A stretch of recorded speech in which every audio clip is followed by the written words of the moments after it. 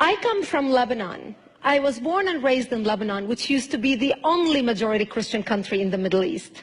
We were open-minded, we were fair, we were tolerant, we were multicultural. We prided ourselves in our multiculturalism. We had open border policy. We welcomed everyone to come to our country because we wanted to share with them the westernization which we had created in the heart of the Arabic world.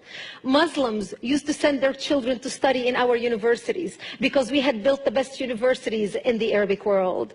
They graduated and worked in our economy because we had built the best economy in the Middle East, even though we did not have any oil. Beirut became Paris of the Middle East, the banking capital of the Middle East. In 1965, National Geographic magazine had on its front cover, Lebanon, Eden of the Middle East. Unfortunately, all this began to change as the years went by. See, we got our independence in the early 40s. But by the 60s and 70s, the Christians had become the minority, and the Muslims had become the majority in Lebanon. And as the Islamic population grew in the country became less and less tolerant because they started pushing for more rights that were not compatible with our Judeo-Christian value system that we had created. And that's when the problems started.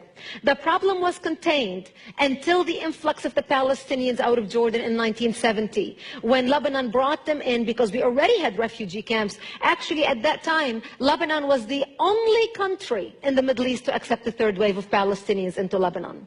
The majority of them were Muslims. They put their heads together with the Muslims in Lebanon and declared jihad on the Christians. What they wanted to do is create a base from which to fight Israel, kill the Jews, and throw them into the sea. Something they tried to do in Jordan. Yasser Arafat and the Palestinians tried to do in Jordan, but they failed because of the dictatorship of the king. Yet they were able to come to Lebanon, use our open-mindedness, our fairness, our tolerance, our multiculturalism, and our democracy to topple our democracy. My 9/11 happened to me in 1975 when radical Muslims blew up my home, bringing it down, burying me under the rubble wounded, as they shouted, Allahu Akbar.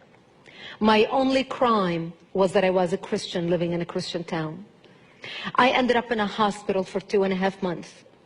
And as I laid in a hospital bed, hooked up to IVs in both arms, I would ask my parents, why did they do this to us? Why did they attack us? And my father would tell me, because we are Christians, the Muslims consider us infidels and they want to kill us.